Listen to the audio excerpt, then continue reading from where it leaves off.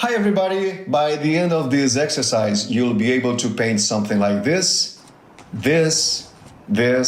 also this, and this.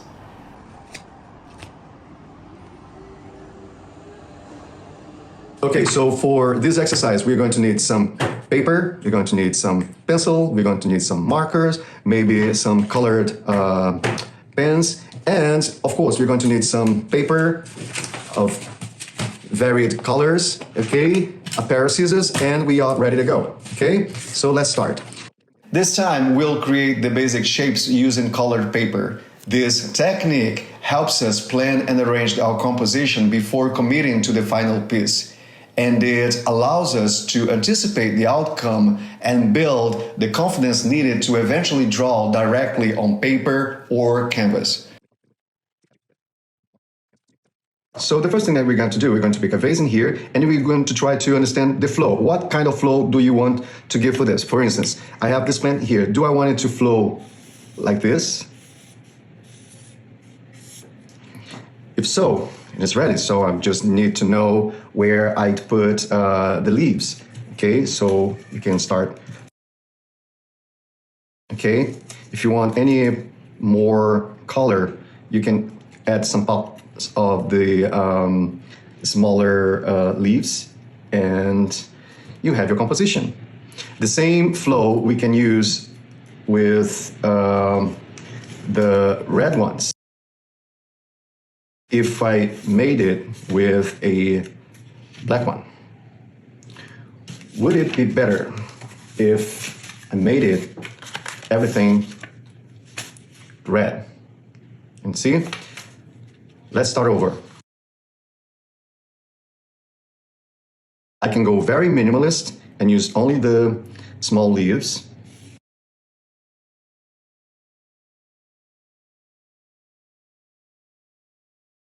If you want, just add some pop of red.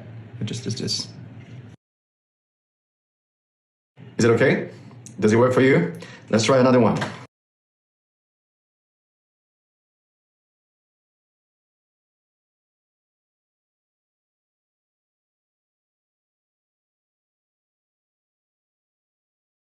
So why use paper rather than the pen? Because it's easy for me not to commit, okay? So if I want to simply change the shapes of the leaves, I can do this and start using this instead. See how easy it is?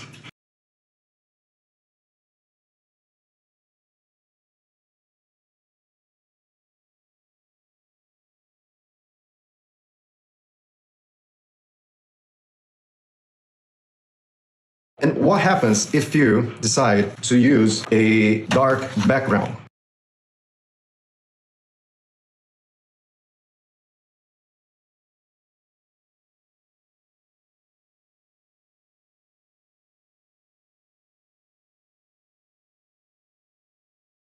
Okay, so time for action.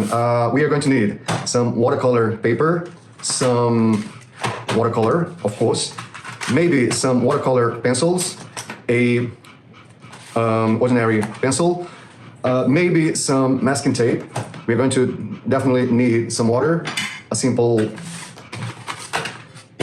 dish just to mix the paint. We're going to need some brushes. So this is all we are going to need.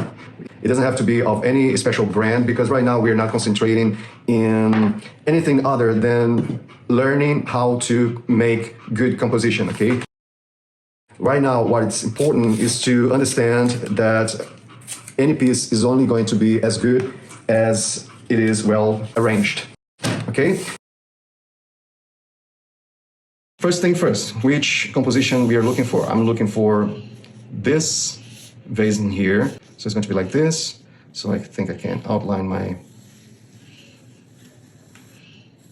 vase. It's going to be like this. Perfect.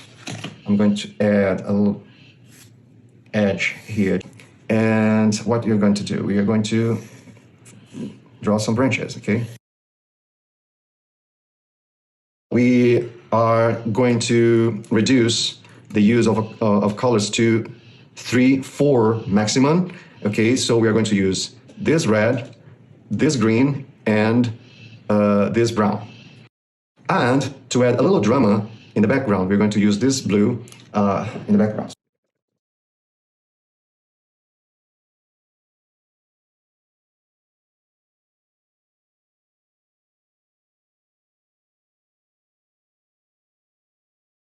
The reason we are using watercolor for this exercise is that it has a nice flow and it is less messy than acrylics or oils.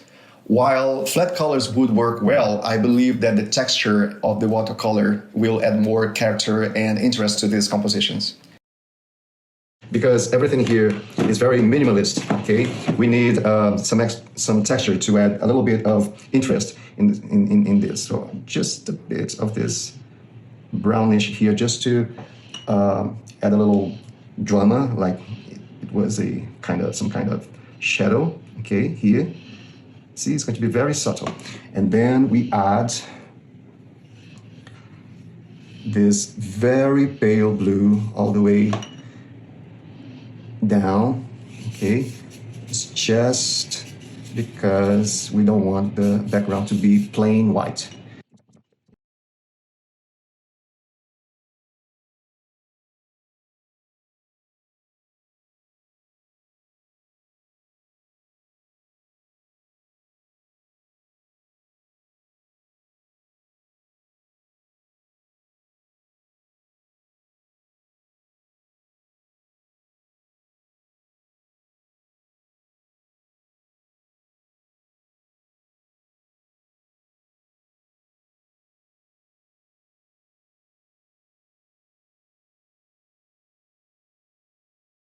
The flowers, we're going to use the same technique, just like this, this, and this.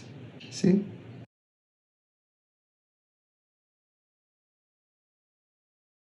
Once again, I encourage you not to simply imitate what I'm doing. Use it as a guide to create your own composition, to select your own shapes, and to pick your own colors, okay?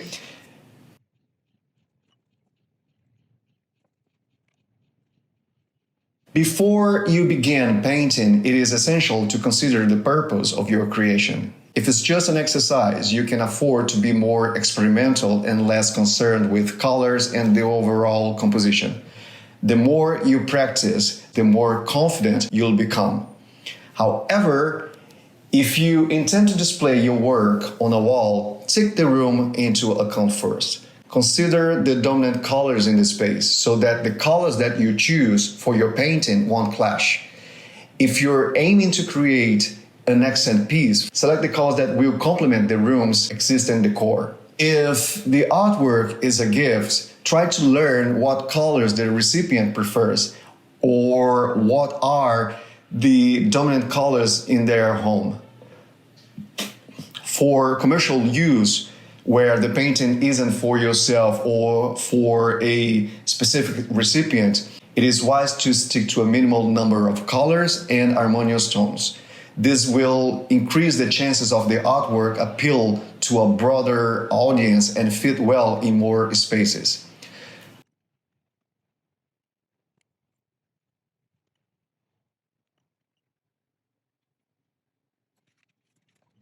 As you become more comfortable with composition, you'll find yourself relying less on sketching before painting and diving straight into the process. However, until you reach that level of confidence, sketching first will be highly beneficial.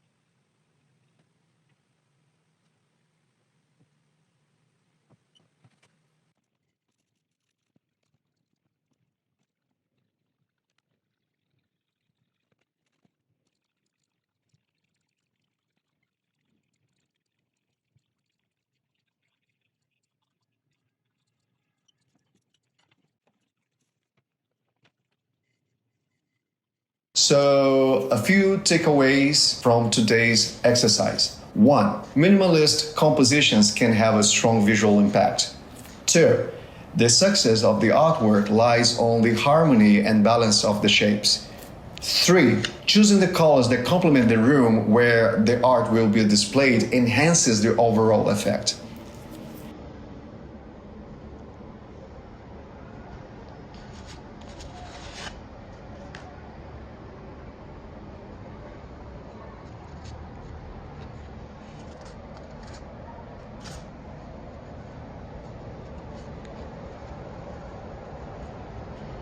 Keep on practicing and thank you for joining us.